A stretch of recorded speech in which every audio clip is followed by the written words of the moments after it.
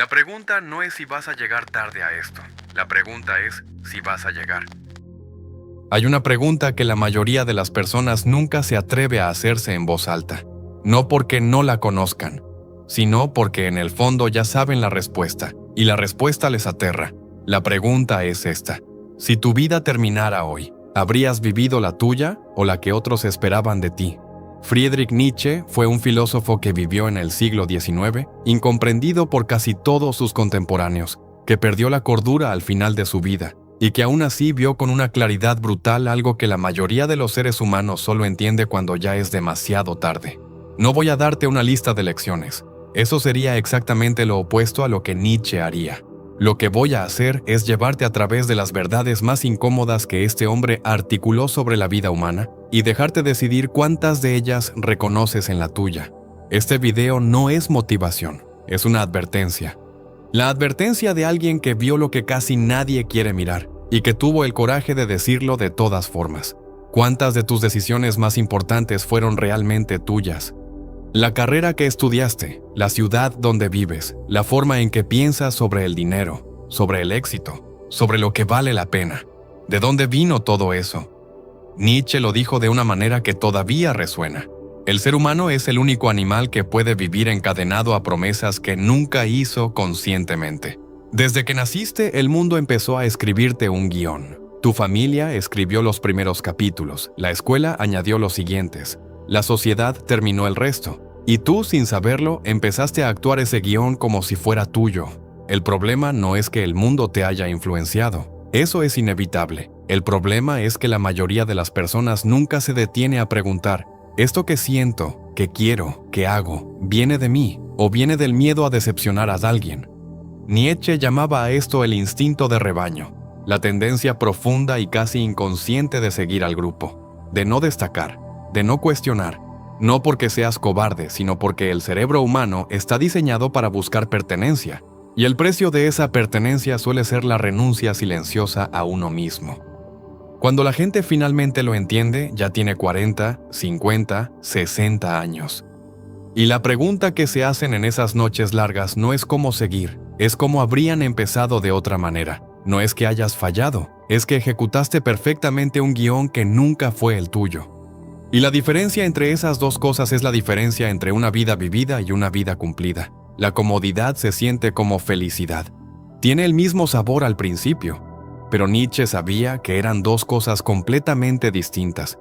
La comodidad es la ausencia de dolor, la felicidad verdadera es la presencia de significado, y el significado casi nunca viene sin incomodidad. Cuando evitas una conversación difícil que necesitas tener, te sientes cómodo en ese momento, pero algo dentro de ti se pudre lentamente. Cuando dices que sí cuando querías decir que no, evitas el conflicto, pero te traicionas. Cuando sigues en un trabajo que odias porque paga bien, te mantienes seguro. Pero pierdes algo que no tiene nombre, pero que se siente como el alma. Nietzsche hablaba del nihilismo como el peligro más grande de la modernidad. No el sufrimiento, el vacío, ese estado en que la vida ya no duele ni tampoco inspira. Simplemente pasa. Y lo que lleva a ese vacío no es la tragedia, es la acumulación de pequeñas comodidades elegidas en lugar de pequeñas verdades. La gente aprende esto demasiado tarde porque la comodidad no te avisa cuando se convierte en trampa. Te va rodeando despacio, como una niebla, hasta que un día despiertas y no recuerdas la última vez que sentiste algo real. El peligro no es el sufrimiento, el peligro es la anestesia. Es llegar al final con la vida intacta y vacía. Vivimos en una época obsesionada con eliminar el malestar. Hay una distracción para cada vacío, una red social para cada momento de silencio que se vuelve insoportable. Nietzsche habría dicho que eso es una tragedia disfrazada de progreso, porque el dolor, el verdadero, no el innecesario, sino el que llega cuando algo importa, cuando algo se rompe, cuando algo cambia, ese dolor es información, es la voz más honesta que existe dentro de ti. Cuando pierdes algo y te duele profundamente, el dolor te está diciendo lo que valorabas.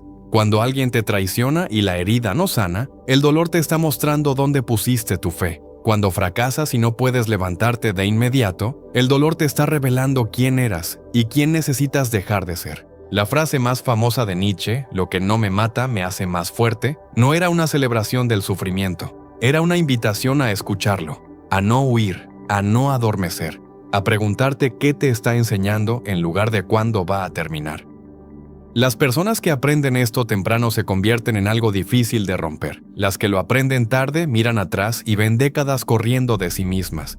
Si lo que estás escuchando te está llegando, hay alguien en tu vida que también lo necesita escuchar. Compártelo. Y si quieres que sigamos teniendo estas conversaciones, suscríbete. Seguimos. El dolor no es el enemigo. La anestesia es el enemigo.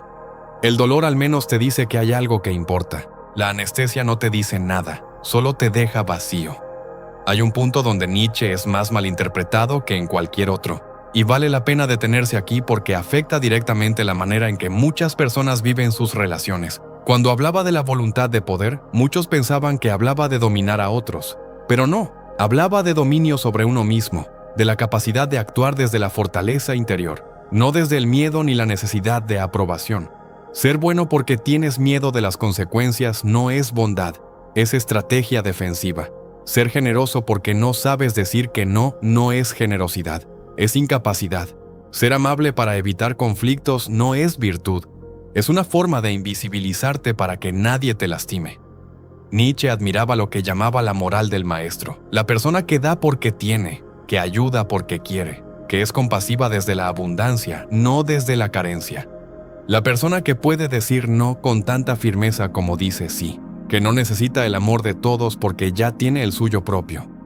El problema es que a muchas personas les enseñaron que poner límites es egoísmo, que necesitar es debilidad, que la bondad verdadera no debe tener condiciones, y entonces crecen siendo incapaces de protegerse, de pedir lo que necesitan, de decir basta.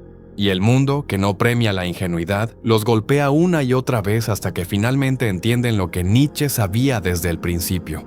No es virtud lo que haces desde el miedo. La virtud real solo existe cuando tienes la fuerza de no hacerlo, y lo haces de todas formas. La necesidad de ser aceptado es una de las fuerzas más poderosas en la psicología humana. Es tan antigua como la especie. En otro tiempo, ser rechazado por el grupo significaba muerte, y el cerebro todavía no lo ha olvidado.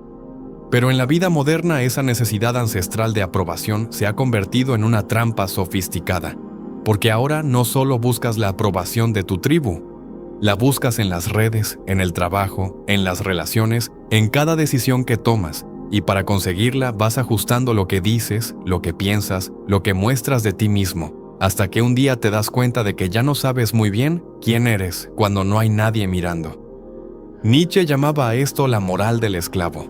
Vivir en función de lo que otros esperan, actuar para la mirada externa, definirse a través del juicio ajeno.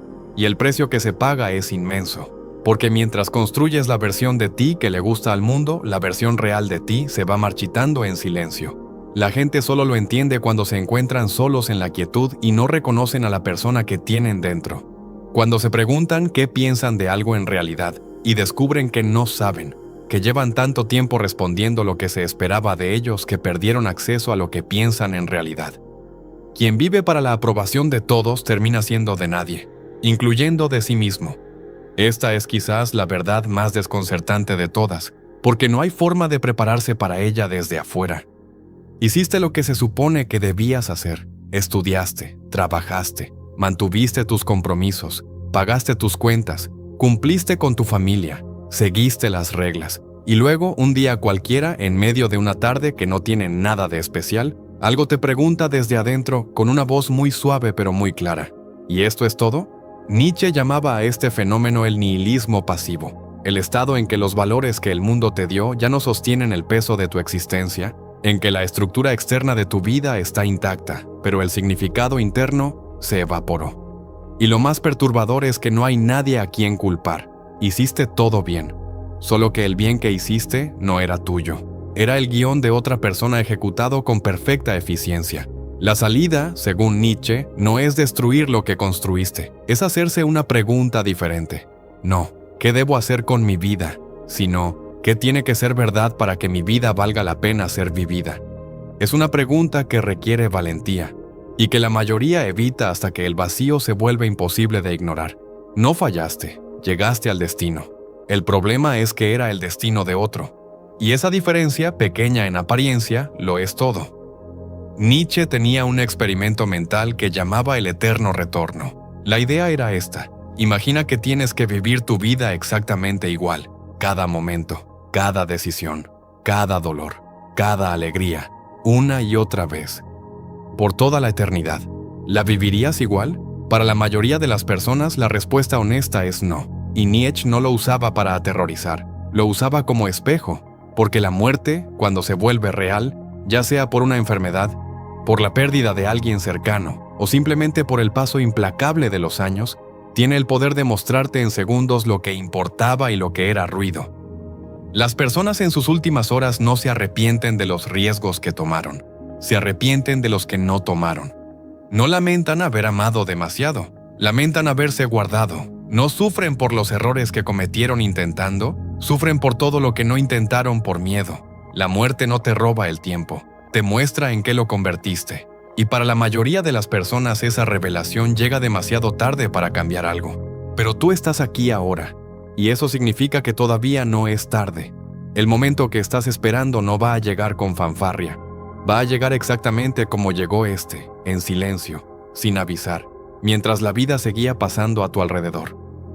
Lo que hagas con este momento es al final todo lo que importa. Nietzsche pasó gran parte de su vida siendo incomprendido. Sus ideas eran demasiado incómodas para su época, demasiado honestas, demasiado directas. Cuestionaba lo que nadie quería cuestionar, nombraba lo que todos preferían ignorar, y al final de su vida perdió la razón. Nunca supo el alcance de su legado, pero quizás eso también es parte del mensaje. El trabajo más valioso que puedes hacer no siempre te da recompensas inmediatas, no siempre te trae aplausos, no siempre es comprendido en su tiempo, pero si es verdadero, si viene de algo real dentro de ti, tiene una forma de perdurar, de llegar, de resonar en alguien que todavía no conoces, en un momento que todavía no existe. Lo más peligroso no es vivir mal, es vivir una vida que nunca fue tuya, porque al final no te romperá el dolor, te vaciará el silencio de haber cumplido con todo y no haber elegido nada. La pregunta que Nietzsche te dejaría hoy es una sola. No tiene respuesta fácil, no tiene respuesta rápida. Pero vale la pena hacérsela. Si no empiezas ahora, ¿cuándo? No es el momento perfecto, nunca va a ser el momento perfecto. Es este momento, o ninguno. Hay personas que prefieren una mentira tranquila, y hay personas que prefieren una verdad que duele. Si eres de los segundos, este canal es tuyo. Suscríbete, esto no ha terminado.